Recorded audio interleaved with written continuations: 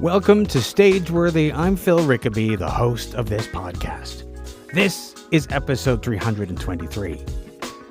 Stageworthy is a one-person operation, so not only do I arrange the guests, I edit the show, I promote it, and I also created the music.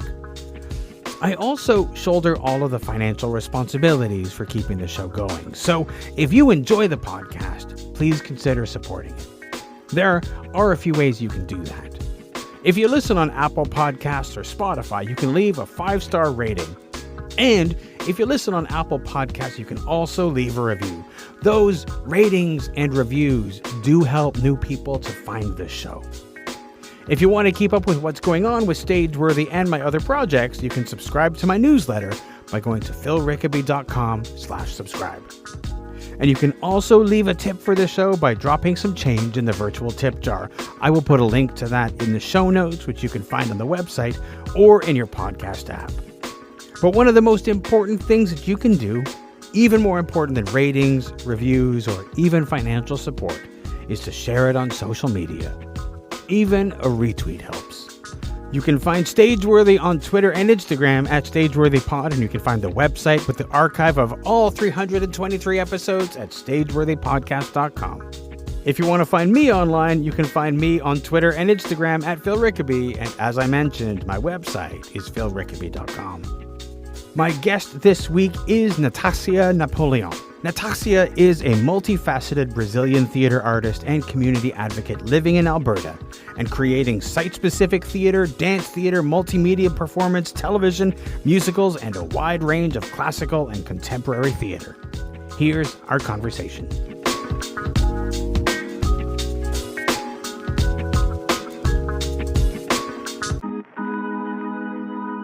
You are a multi-hyphenate artist. Correct. So if you were to describe yourself to somebody as an artist, how do you do that?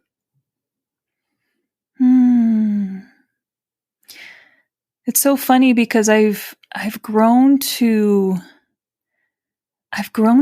despise a bit explaining all the things that I am.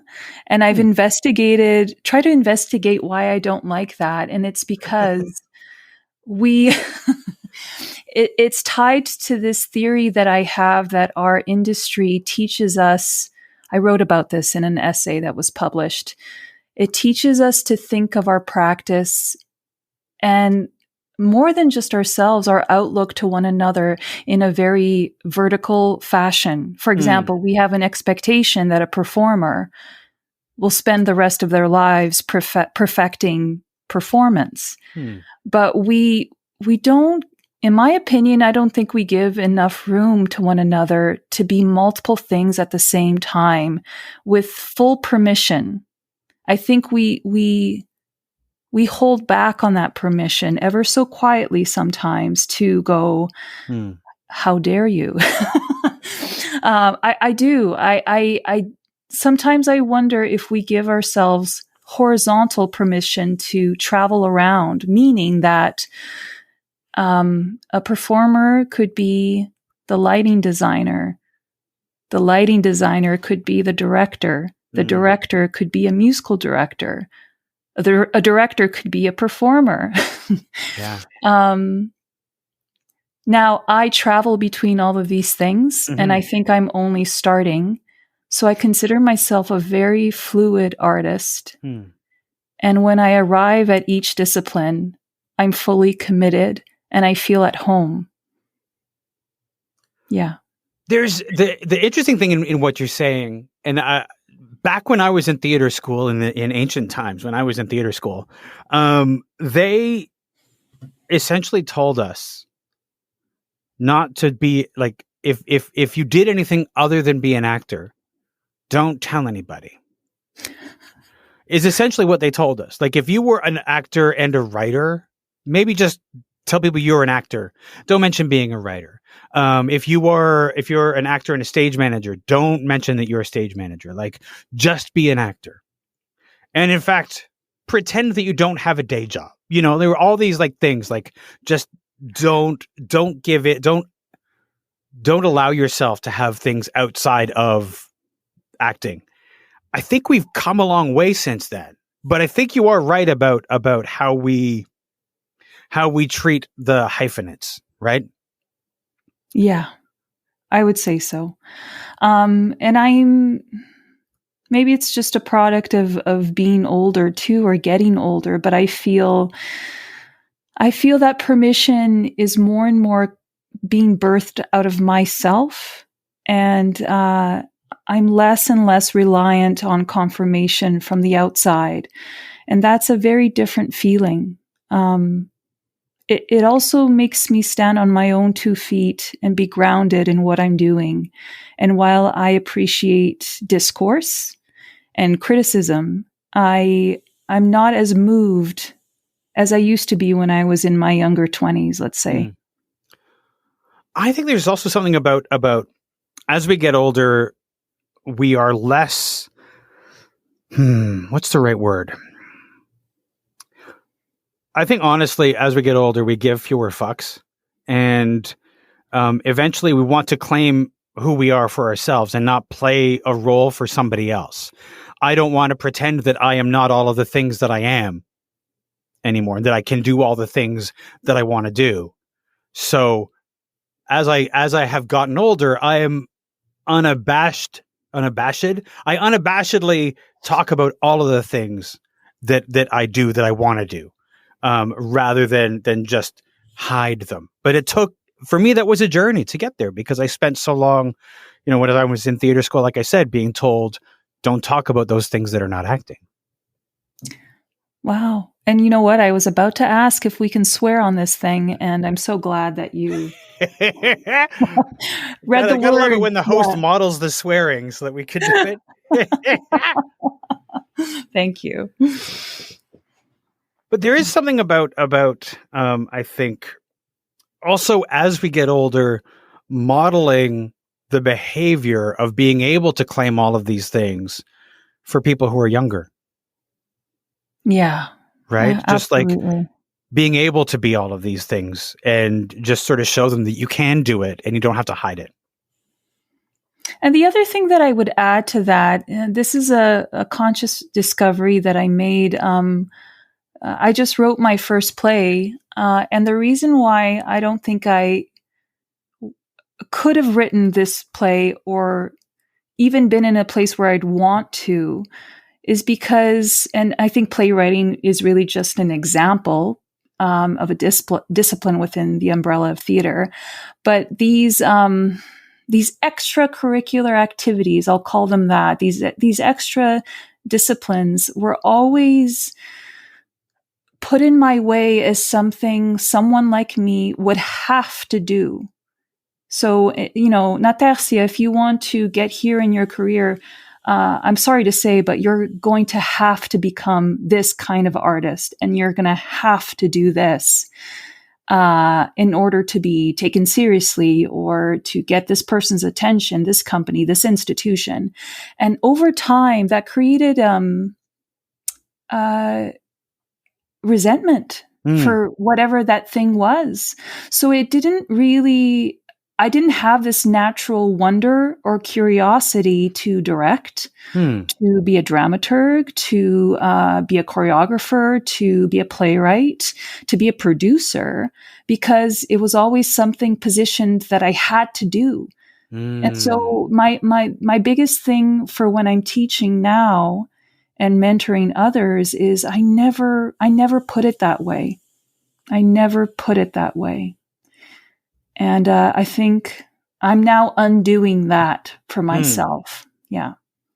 I think that and it's kind of sad, but a lot of us have spent many years undoing the damage that theater school did to our psyches in some way. Absolutely. No, absolutely. But it's also, I think of previous mentors that I've had as well. I think of individuals in the industry who, and I'm not blaming them, because I think they only regurgitate this mantra because it was the same mantra that they were taught. And from their point of view that they achieved success through. So it worked for them. And so they're repeating it now to others. So I get it. But for me, it had the exact opposite effect. And yeah, it really held me back. I'm proposing that we say different things and to see how that lands and how it's different. I think it's funny. When I was in theater school, they told us, like, they talked about, self-producing as though it was for people who couldn't make it. Like, oh, maybe you could self-produce if you couldn't do, like, it was a detrimental thing. Now, creating your own work and all of these things, like you said, are often positioned as this is what you'll have to do to make it in the business, or to be seen to do this sort of thing. Again, the attitude towards this has changed over time. And it is fascinating to me how our discourse about it is changing. If I was to describe to somebody and say, if they were like, I don't know what I have to do, I think telling somebody that they have to do something in order to get seen or this or that, or to be in the industry, like, I think that's detrimental. Tell them that they can do it if they choose to, right? You can do all of these things if that's what you want to do. There are other paths. There's so many ways to exist in this business. Absolutely. Look, because one is positioned from a place of inspiration, while the other is a position of lack and scarcity and fear, Yeah. Now, one of the things I love to talk to people about is their theater origin story, and what first drew them to the theater, what sort of made them want to do this. So for you, do you recall when it was or what it was that made you want to do theater?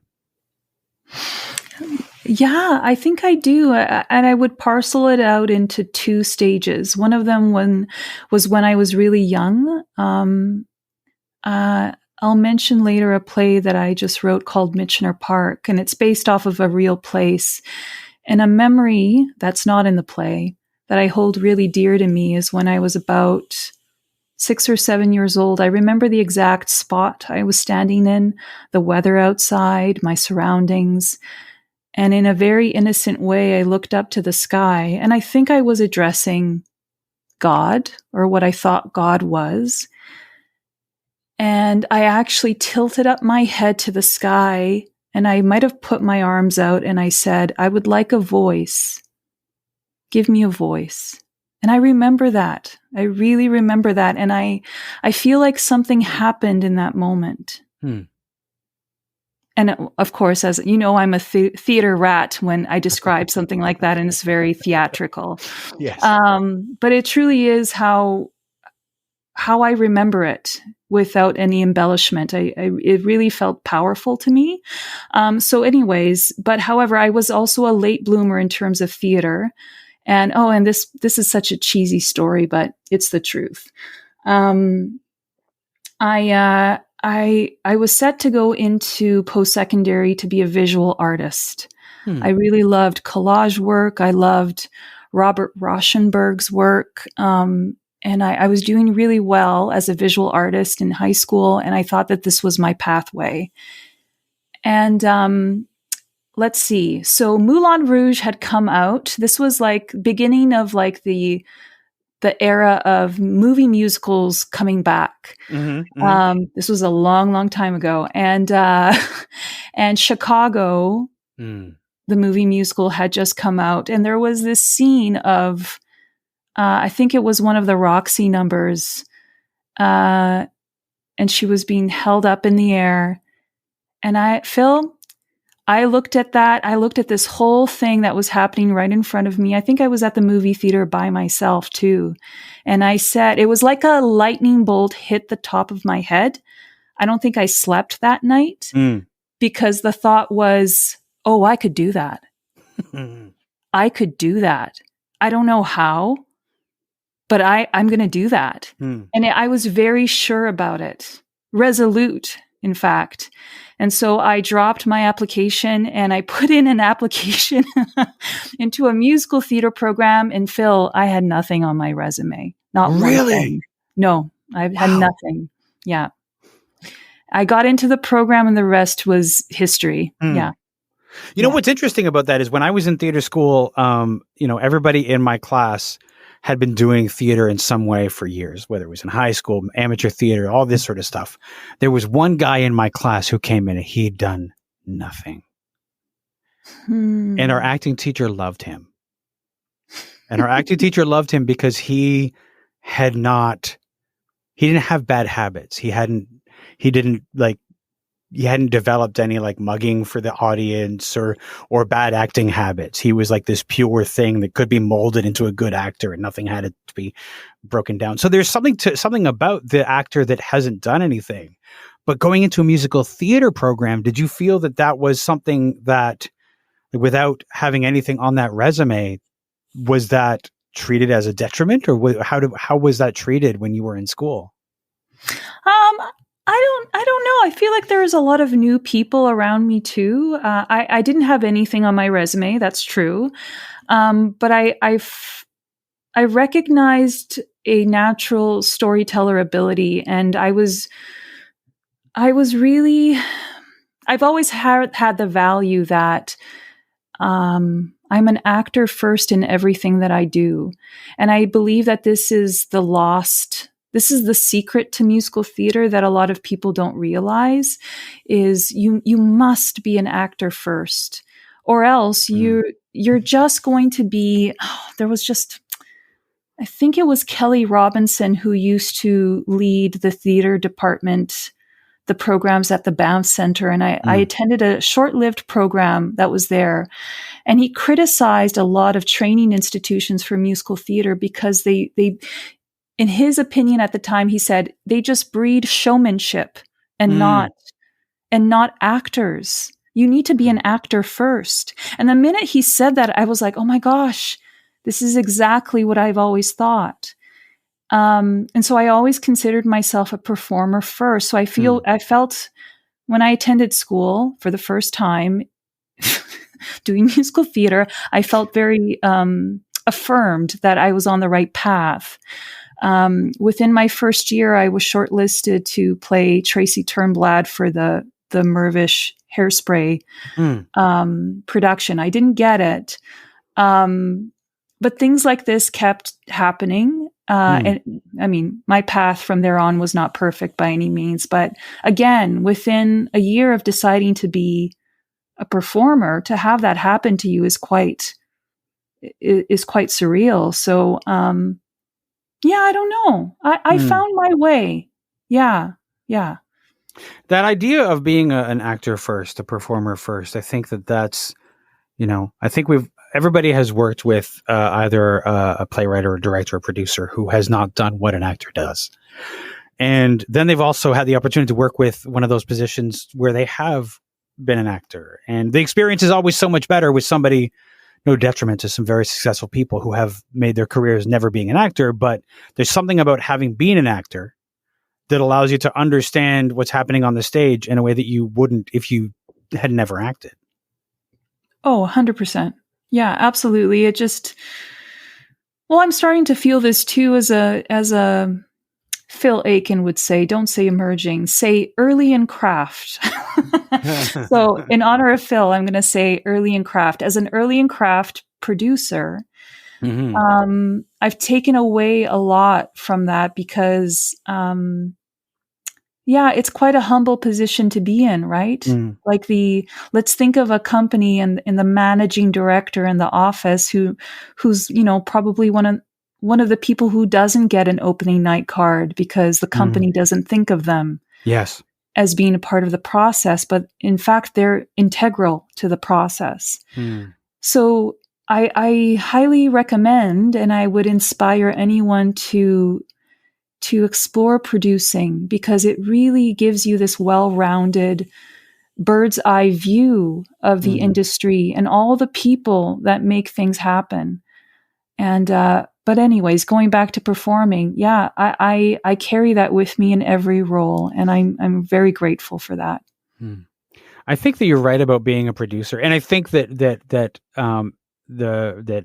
although producing for a fringe festival, for example, is not like producing a full play without the festival behind you, it is still a really excellent way of getting a producing experience under your belt, and the things that you don't know when you are an actor.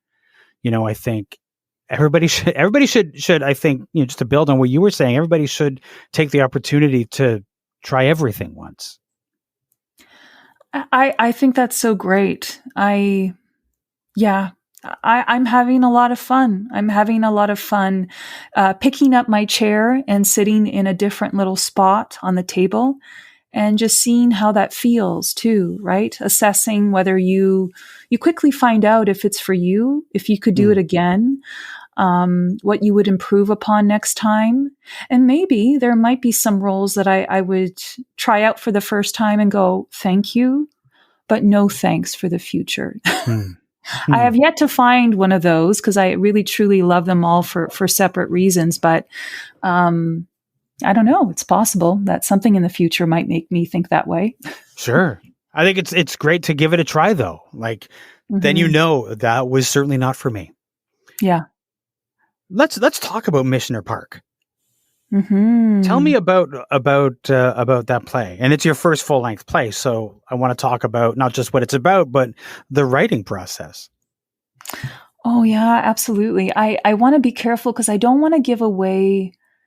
I've decided that I don't want to discuss this play like maybe other plays would be discussed in terms of plot, characters, what's in it. I think that needs to be experienced. But what I can say is that Missioner Park is in the process of being demolished since 1967. I think that's when it was built. It was the social affordable housing unit for the University of Alberta's graduate students with families. And over time, this space became a very important and international landing pad for the first home for many newcomers here in Edmonton, who's kids like me back in the day who had a parent that was studying at the U of A. And so it was affordable, and that was a huge reason why people could come and have their start. And in 2018, the University of Alberta decided to shut it down. This was after many years of neglect. And in 2020, they began the demolishment phase, and that's where we're currently at. So Missioner Park is also on the route back home for me in Edmonton. And my partner kept tugging at me every time we would drive by and saying, if there's a person who's going to write a story about this place, it is you. And I would brush him off and say, are you crazy? I barely even read. Get out of here. That's insane. I'm sorry. And what else can I say? I started to be haunted by it. I started to have, I'm not making this up, I started to have visions of Michener Park as I would fall asleep at night. And I started to really feel haunted by the place, as if the place had a spirit of its own. And I didn't start to feel better until I actually started to write the play. And before I started to write the play, I wrote grants, because one of the pieces of advice that I got from people in the industry was, well, honey, if you're going to write your first play, you better be ready to write it for free. And I said, I don't think that's going to happen. I think I'm going to try to get funding so that I could build a lab for this process. And I wrote grants for the first time in my life. I wrote to the Edmonton Arts Council, the Edmonton Heritage Council, and the Canada Council for the Arts. And I got all 3 grants. Nice. And then maybe one of the most important artists that we have in so-called Canada, Carmen Aguirre, who's a huge figure within the Latinx theater community, agreed to be a dramaturg on the play and to direct the workshop of it. And I began a year-long process of conducting interviews, researching Michener Park, and slowly but surely piecing together the pieces of what would become a play. And maybe 2 weeks ago, I finished a workshop, and on April 2nd, I had my first public reading, which was a massive success. And Carmen Aguirre, for those who don't know, is one of the Stratford Play Development Associates. There was another associate by the lovely name of Muzioki, who was there at the reading, and both of them said to me after that they read hundreds of plays for their jobs, and not every play, as well constructed as they are, hit the mark or make you care. And they both looked at me and said, "We care about this play. So good job," you know. And then Carmen said, you know, as an elder, I would consider Carmen an elder, as would many people. If this play gets produced on a major stage, it could be the first Brazilian play in Canadian history to be programmed, because I can't think of another play. Wow.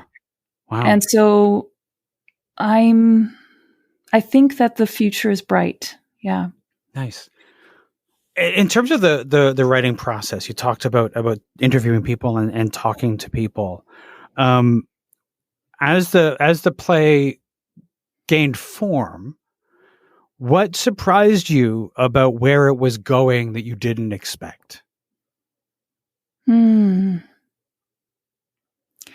I would say that I felt guided. I felt guided towards a certain direction, and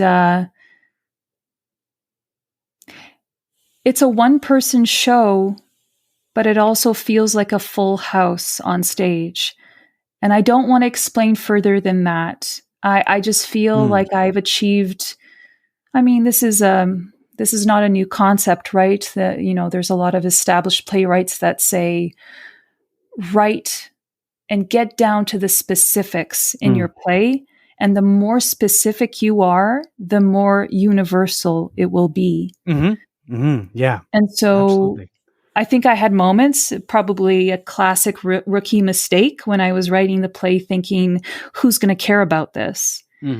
But that's not up for me as a playwright to deem.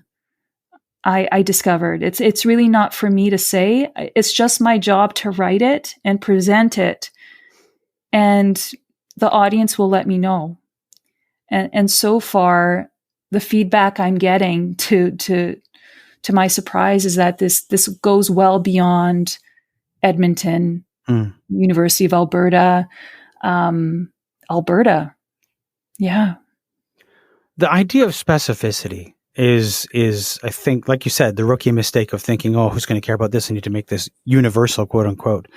And that dilutes the idea. It dilutes the connection, because we want to connect, and only by really knowing a character and knowing a situation can we connect. I remember hearing somebody say that, for example, Fiddler on the Roof, which is a musical about Jewish people, that everywhere it plays, the audience sees themselves in it. They'll see this play that's very specifically Jewish, but Koreans see Koreans in it, and Chinese see Chinese in it, and so it's like it, because it's so specific, everybody can see themselves in it and relate to it, and it's a fascinating facet of the human psyche. Absolutely. You think about, you know, I don't know if most people know that. I hope this is accurate. I've always heard that Kim's Convenience is the most successful Soul Pepper play of all time. And I don't know about you, but when I saw Kim's Convenience, I saw my family in that family. Carmen Aguirre's The Refugee Hotel. This is a story about Chilean refugees. It's one of the, in my opinion, Refugee Hotel is one of our best Canadian plays. I'm not a Chilean refugee, but I see myself in her play. So I have countless examples like these two, but it's true. What those two plays have in common, though, is that those two writers got down to the very specifics of those folks, right? And those stories. Yeah. And I think that that's just so great. So I feel so overjoyed to get it. I can, you can learn this maybe in a class about playwriting, or you could just write the play and feel the lesson through the work. And I'll never forget that now. That statement is like one of those. It took me years to just stop reading books about writing and realize that, you can keep reading books about writing, but the only way you're ever going to learn about writing is to sit down and do it and get it done, struggle through that, and then find out what an audience thinks of it in a workshop or something similar. Yeah. I know. It's you just gotta do it. Yeah. Yeah. Yeah. Now I hear that you've created a theater company.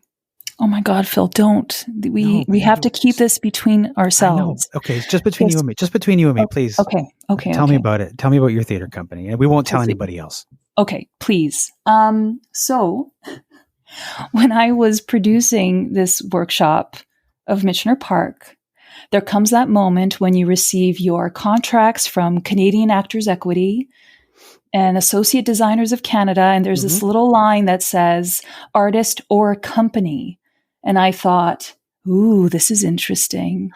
If I were to put a name here, what would it be? And it just lives in this tiny little line with some people in the offices, but really, I don't have to tell anyone about this. And I'm Brazilian. I'm from Rio de Janeiro. So if you think of, I call it the pão de açúcar, but it translates to the Sugarloaf Mountain. Is that what they call it? I don't know. But I was always really entranced by this whimsical little contraption, this gondola that travels between these two humongous rocks. And for what and why? And as a child, I always looked up and thought, well, isn't this fascinating?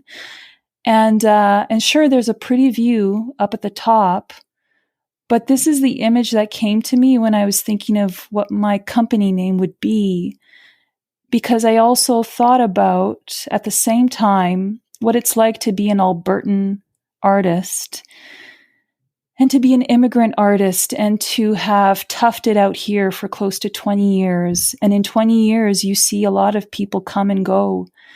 And in my time, I've seen a lot of marginalized artists leave, and for good reason. I also see a lack of elders that live here. I think Carmen's a great example of that. We don't have a Carmen in Alberta. And so I'm not going to call it a mandate, but a value that Sugarloaf Theatre is a theater company that brings people back to do work here, or it brings elders in to affect the quote unquote theater industry here.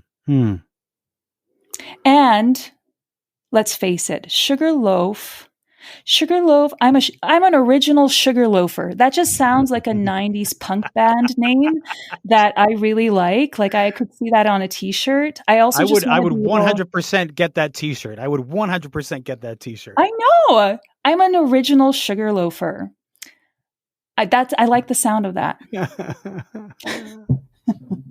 So there you go. Don't tell anyone. We won't talk. We won't tell anybody. We won't talk about that again. But I am curious about making theater in a challenging community. As a person of color working in Alberta, and you mentioned like people leaving and things like that.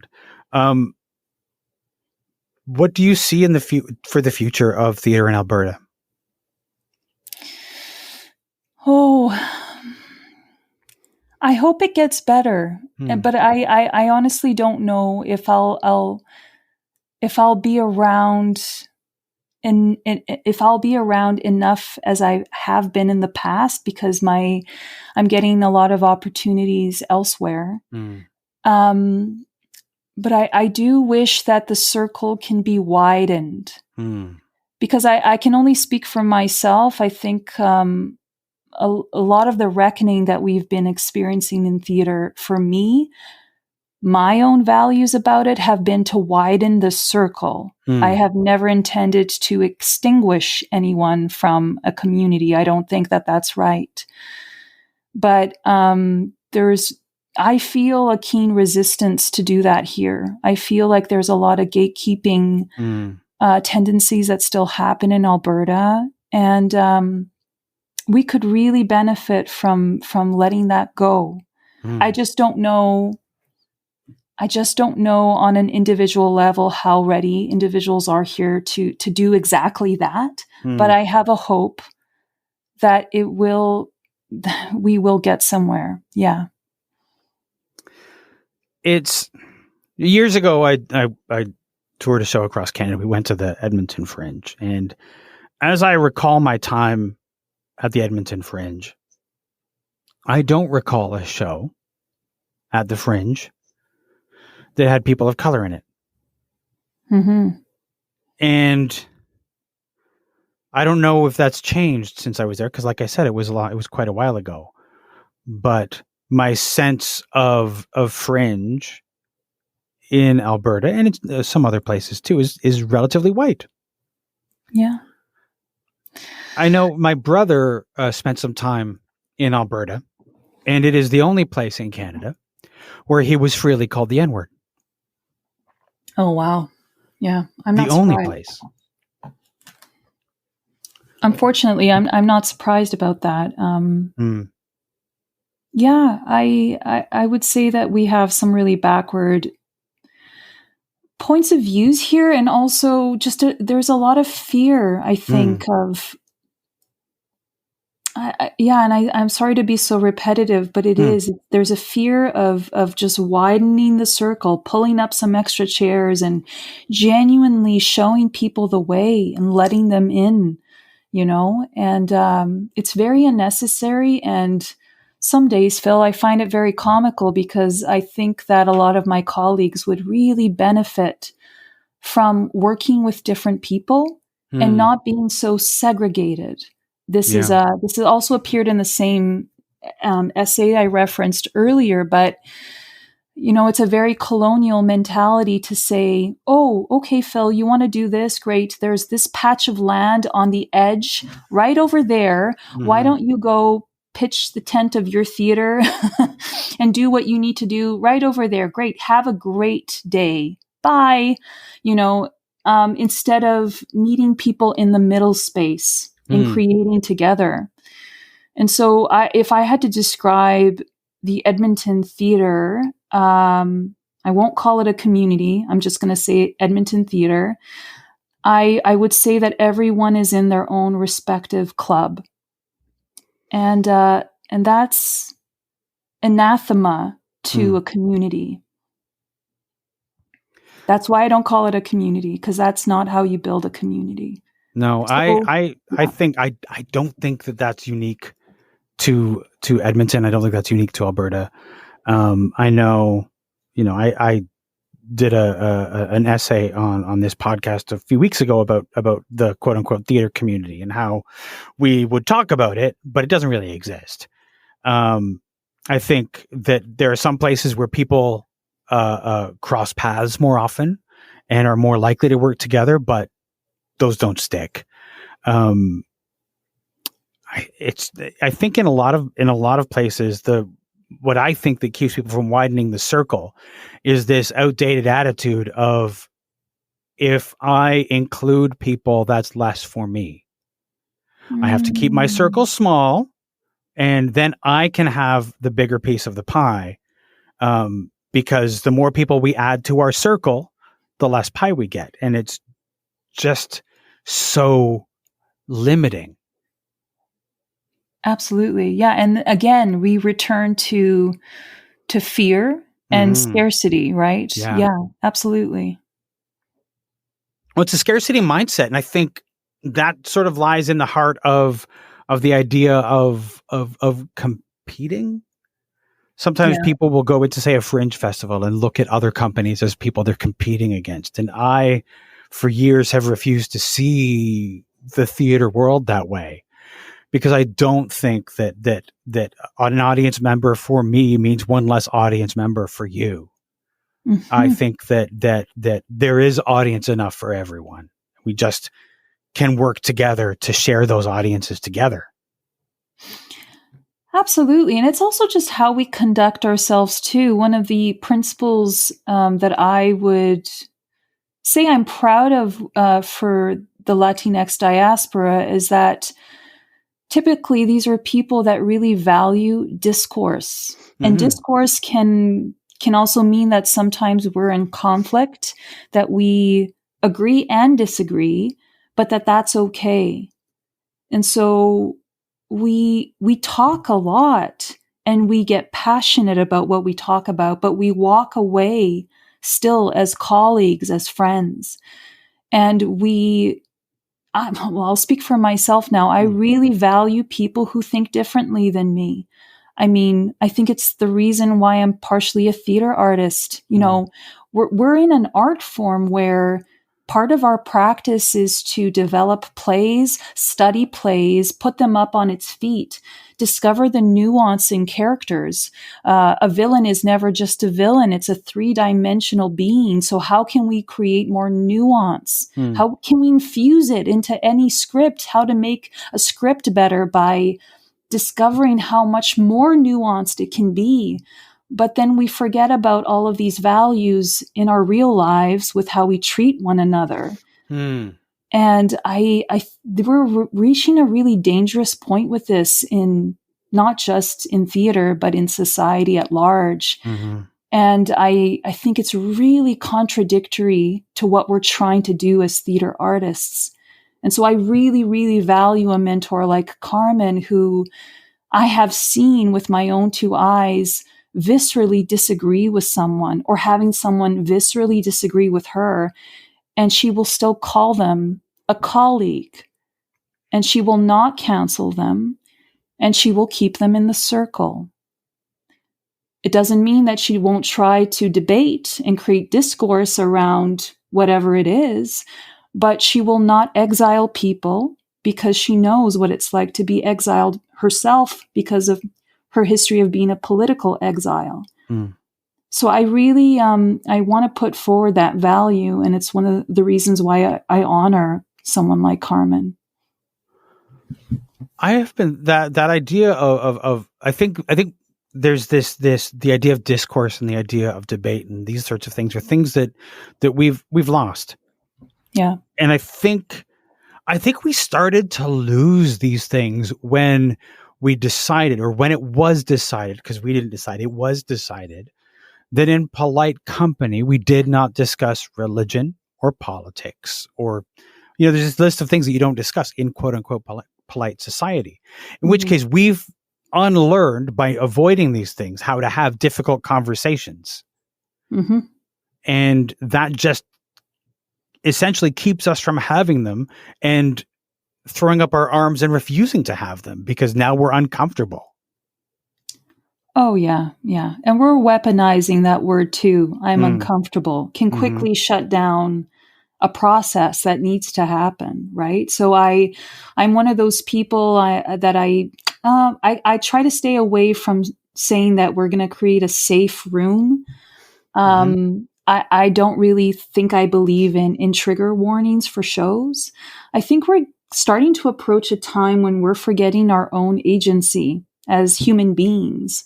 I don't walk down the street with someone beside me saying, trigger warning, you're going to cross the street and there's cars and one of them could hit you. Trigger warning. This is like a sketch, by the way. If I ever had to pitch a sketch for SNL, this would be it. The trigger warners. So I shy away. I'm shying more and more away from using this language that is unrealistic and feels more and more performative to me. See, I had that idea for quite a while. I actually my solo show that I performed and will one day perform again is a show that in which there is a character who dies by suicide. And for many of the performances, I did not have any kind of content warning or anything like that anywhere. I thought, you know what, people are just going to deal with it.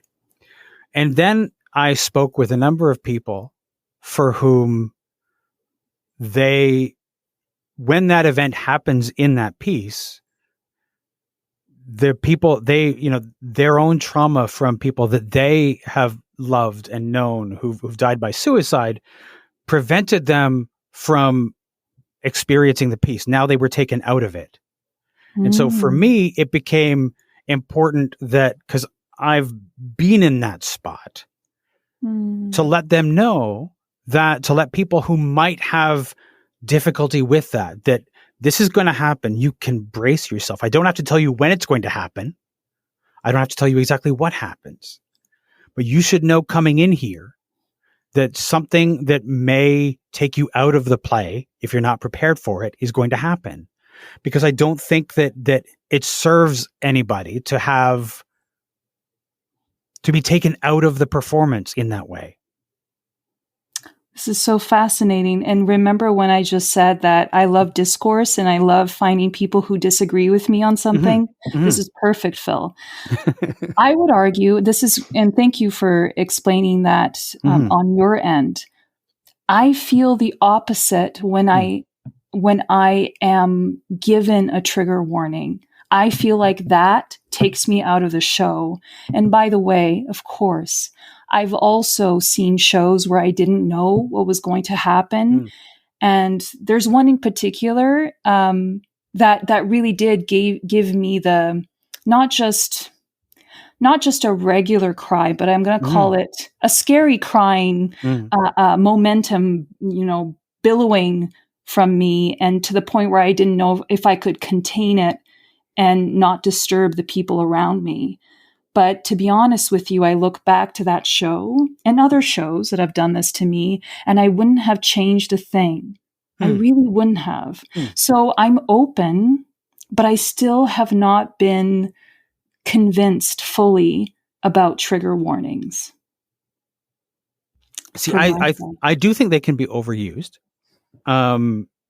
Yes, yeah. But I had some very frank conversations with a number of people, because I went back and forth over the idea of trigger warnings. And it was a very fascinating debate and conversation that was had with a number of people about it. And eventually through that, I landed on the necessity for some kind of content warning for this particular play. And I do feel like, it's there, it's on the poster, it's in the program, it's there. That the people who come to the play are better able and better prepared to experience the play without essentially being ripped out of it by being shocked by that moment. And I feel like the audience that I've had since I included that content warning have been a better, more reactive audience for the play than before I had that content warning. Oh, interesting.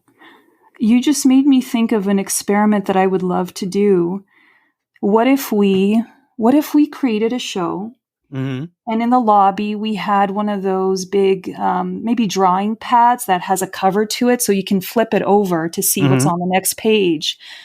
What if we presented trigger warnings in that covered page so that audience members could flip it over if they wanted to know, or it could remain concealed for those audiences that don't want to know? See, that is a fascinating thing, and it has. I've seen shows at Fringe that do that. Like they have there's a content warning. If you want to know what that is, there's an envelope over here. You can go and see it. The only difficulty that I have with that is that not everybody needs the same trigger warning.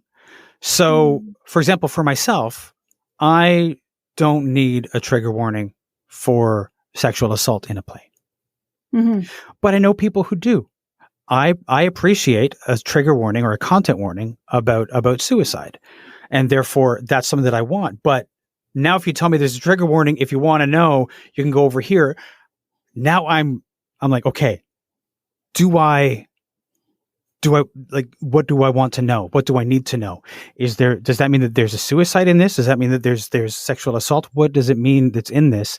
I can put myself into a bit of a spiral trying to figure out, do I go and look at this and will it add to the performance? Will it insulate me in the performance, or will it take me out? I have a question for you, Phil. When you watch Netflix, do you look for trigger warnings? Because for myself, I'll click on a show and I don't think I ever look for it. But I'm honestly asking if you do. I don't, but when I'm watching something on Netflix, I can stop it. Right? Can you? If I'm watching something on Netflix and I'm affected by something and it is affecting me adversely, I can stop it as soon as I feel it coming. Oh, this is so interesting, Phil. Pause it, and I can walk away and I can take a breath, and I can't do that in the theater. You can't? You can't get up and get out of a theater. You feel stuck. No, I can. But then also, like, I in many cases, I would not, because I'm also thinking I am affecting all of these people around me. As soon as I get up and I walk out, now the actors are aware of me, the audience is aware of me, so I am going to sit in my trauma here in this seat, and I'm not paying attention to what's happening anymore. Whereas in Netflix, I can pause it or I can stop it, and I can take my breath, and then I can hit play again if I'm ready to go on with it. Yeah, whereas in the theater, if I get up and I leave, I've ended my experience with that play. Right. Oh, interesting. Because people get up to go to the washroom all the time, right? Sure they do. And you know what? The thing is, people do that and we have the advantage that because of all of our streaming services, we can pause it. If we're in the movie theater, many times we just suffer through, or we try. There are helpful websites that if you need to go to the washroom, they'll say, here's a good point in the movie. When you see the dog stop to take a pee on the fire hydrant, you have 7 minutes. Nothing really of import happens. You can go to the washroom. Like, there are websites where you can look that up. I suffer through until I'm sweating, and then I will go. But I think there's something a little different than getting up in the movie theater and running to the washroom, than getting up in a theater and leaving in the middle of a tense moment. Fascinating. Thank you for that. Yeah, I would just get up and go. But I'm trying to think of a piece of theater. Well, you know what? I've left theater when I really didn't like it. I just didn't care. It's like, I really should. I have better things to do. But I haven't done that in many, many, many years. I think when I was a bit less patient when I was younger, a young whippersnapper, I probably would have left the theater. But it's a sense of personal boundary and a placement and a knowing of what's happening and where is it coming from. If I'm feeling this word triggered is also really interesting to me, because I do feel like it can be weaponized. Yes, absolutely. Yeah, absolutely. And so I don't know. I really respect your point of view. I don't know if I fully agree, but I really appreciate the discourse. I think there's the whole topic is something that there are people who will tell you that you have to do it. As soon as people say you have to do it, I'm like, it's kind of my choice as the producer, as the creator of this thing. Yeah. And if I choose to do it, and the times that I haven't done it, I look back and I think I should have, but I also stand by not doing it at that time. I grew from there and decided that I needed to do it in the future. I think whenever we say the form has to contain this. We have to have a trigger warning, or we have to have a land acknowledgement. Like now we are into, like as soon as we say we have to do it, now we are putting constraints on the form, and we are we're sort of taking away the idea of theater growing and flourishing. We're putting it in a box. Yeah, and we're surrounding many aspects with fear, and to the point where we can't even offer any opposition or conversation around why we are doing what we're doing. Land acknowledgements is a great topic for that. And I think we need to talk about it, and we need to be allowed to talk it out. Yeah. When people hear me talk about my views on trigger warnings, I'm guessing that some people will be outraged by what I'm saying, and some people will go, "No, she kind of has a point here and there," and there will be people who go, "I completely agree with her," and that's all okay.